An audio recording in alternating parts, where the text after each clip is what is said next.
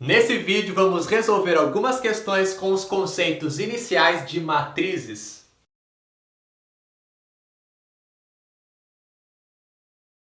A primeira questão é clássica, ela dá pra gente uma lei de formação e nós temos que determinar a matriz. Sabemos que a matriz tem ordem 2 por 3 e que cada elemento A e J é dado por 2i mais 3j. Primeira coisa que a gente precisa fazer é escrever a matriz genérica de ordem 2 por 3, tá ok?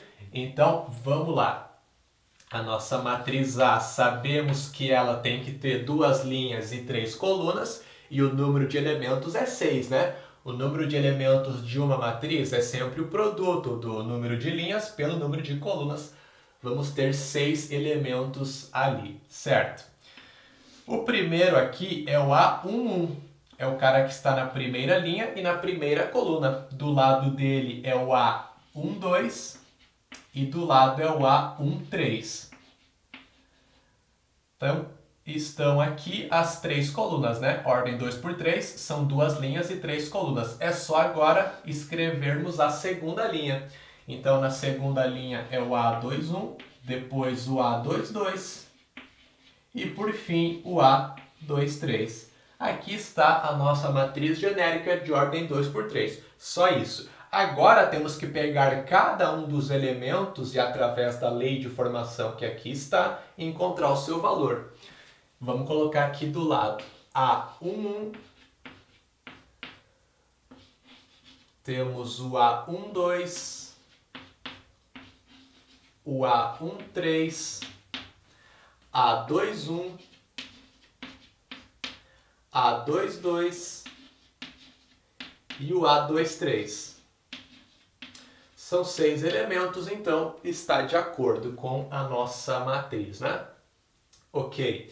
Primeiro vamos lá, começando pelo A11. No A11, o I vale 1 e o J vale 1 também. Apenas lembrando que o primeiro número é sempre o I e o segundo é o J, né?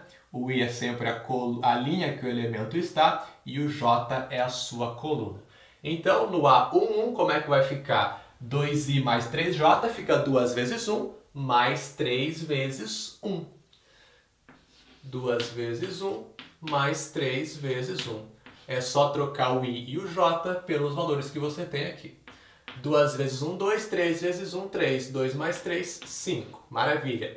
Agora, no A12, o i vale 1 e o j vale 2. Vai ficar 2 vezes 1, mais 3 vezes 2. 2 vezes 1 é 2, 3 vezes 2, 6. 2 mais 6, 8. Depois, A13, o I vale 1 e o J vale 3. Na lei de formação aqui, fica 2 vezes 1 mais 3 vezes 3. 2 vezes 1 é 2, 3 vezes 3 é 9. 2 mais 9, 11. Agora, A21, o I vale 2 e o J vale 1. Fica 2 vezes 2 mais 3 vezes 1. 2 vezes 2, 4. 3 vezes 1, 3. 4 mais 3, 7. A22, I é 2, J é 2. Fica 2 vezes 1 mais 3 vezes 2. Aliás, 2 vezes 2, né? 2 vezes 2 mais 3 vezes 2. 2 vezes 2, 4. 3 vezes 2, 6. 6 mais 4, 10. E finalmente aqui é o A23, não é o A22, né? Coloquei errado antes, é o A23. O I é 2 e o J é 3. 2i mais 3j fica 2 vezes 2 mais 3 vezes 3. 2 vezes 2, 4. 3 vezes 3, 9. 4 mais 9, 13. Encontramos cada um dos elementos, é só substituí-los agora e nós temos aqui a nossa matriz A de ordem 2 por 3.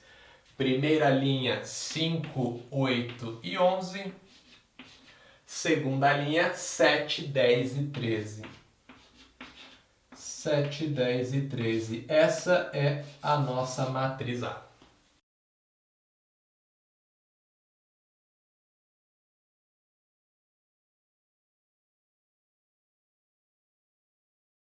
Segunda questão, olha só que bacana. 3 amigos, Antônio, Bernardo e Cláudio, saíram no final de semana para beber chopp. As matrizes S e D que estão aqui nos informam a quantidade de chopps que cada um bebeu e como que a despesa foi dividida. Como que isso acontece? Cada elemento A e J dessas matrizes nos informa o número de chopps que I pagou para J, onde o Antônio é o número 1, o Bernardo é o número 2 e o Cláudio é o número 3.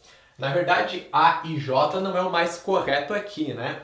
Porque as matrizes são S e D. O certo é usar a mesma letra. Então, na matriz S, cada elemento é S e J, e na matriz D, cada elemento é D e J. Mas isso não muda nada também, não tem problema, tá?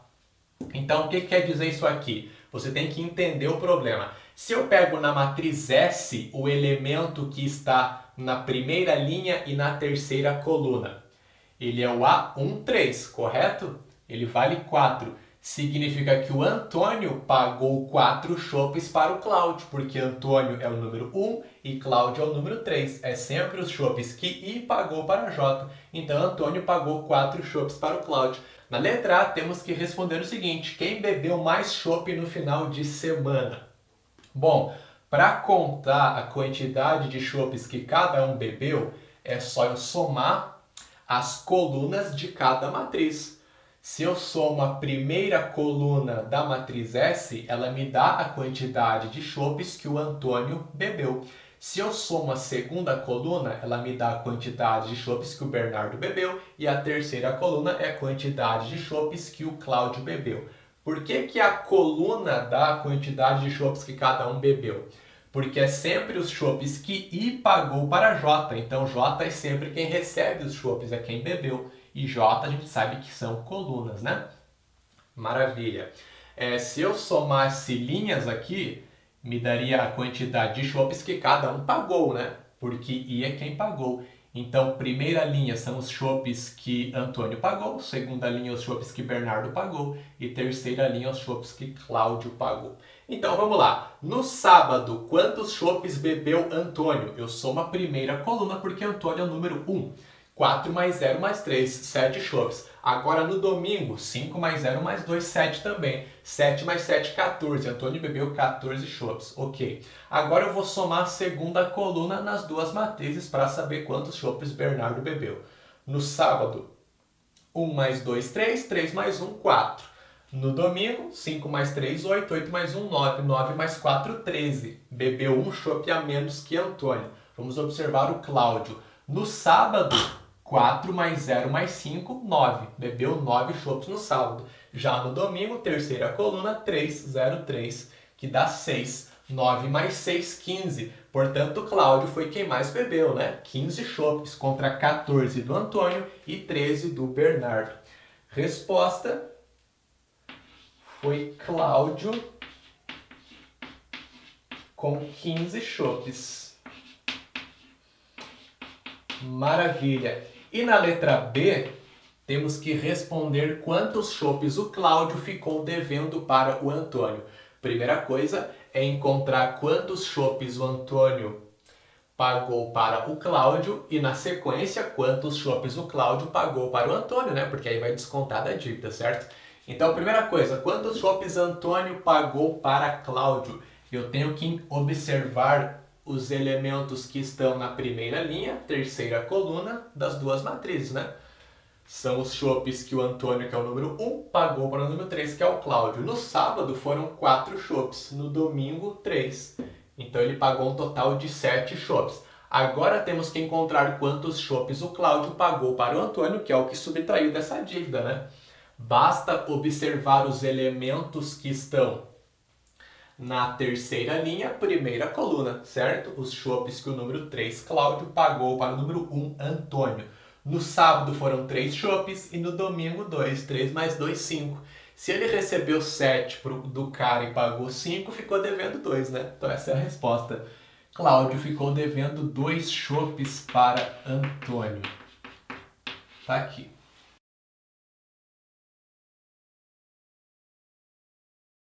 E para finalizar, na última questão é dada para a gente uma matriz quadrada de ordem 3, possui 3 linhas e 3 colunas, né? Onde alguns elementos da matriz são desconhecidos. Na primeira linha, segunda coluna, temos x mais y mais z.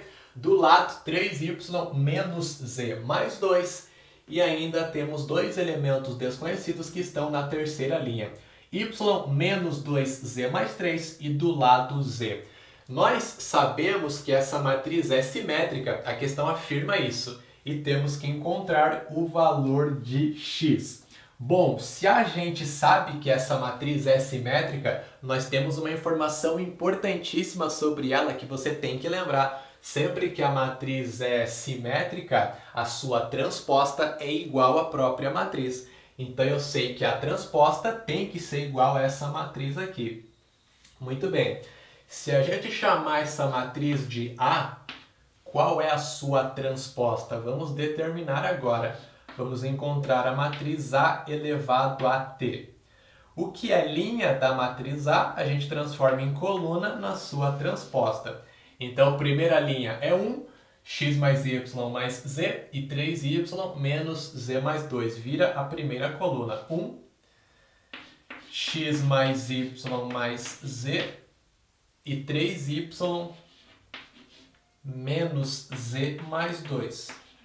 Segunda linha, 4, 5 e menos 5, vira a segunda coluna. 4, 5 e menos 5. E terceira linha, y menos 2z mais 3, z e 0. Y menos 2z mais 3, z e 0. Aqui está a transposta. Como a transposta tem que ser igual à matriz, o que vai acontecer? Todos os elementos correspondentes, que são os que ocupam as mesmas posições nas duas matrizes, têm que ser iguais. Então vamos começar pelo A11, o cara que está na primeira linha, primeira coluna. Ele é igual nas duas, vale 1. Maravilha. Se eu pego o que está do lado, na matriz A, ele é x mais y mais z. Só que na matriz transposta, ele é 4. O que significa isso? Que o x mais y mais z tem que ser igual a 4. Eu já tiro a minha primeira igualdade, x mais y mais z tem que ser igual a 4. Se eu pego o cara que está do lado, na matriz A, ele é 3y menos z mais 2. Na transposta, ele é y menos 2z mais 3. Daqui eu tiro a segunda igualdade. 3y menos z mais 2 tem que ser igual a y menos 2z mais 3. Vamos para a segunda linha agora. Segunda linha, primeira coluna, temos 4 na matriz A e x mais y mais z na matriz transposta. Já é a igualdade que a gente tem aqui, então tranquilo. Do lado temos 5 nas duas matrizes, beleza? 5 é igual a 5. Do lado temos menos 5 na matriz A e z na matriz transposta. Olha só que maravilha! Já temos prontinho o valor de uma das incógnitas. O z vale menos 5. Agora na terceira linha, só para conferir, temos aqui y menos 2z mais 3, que tem que ser igual a 3y menos z mais 2. É a segunda igualdade que já está aqui. Perfeito. Menos 5 igual a z também já está lá e 0 igual a 0. Pronto.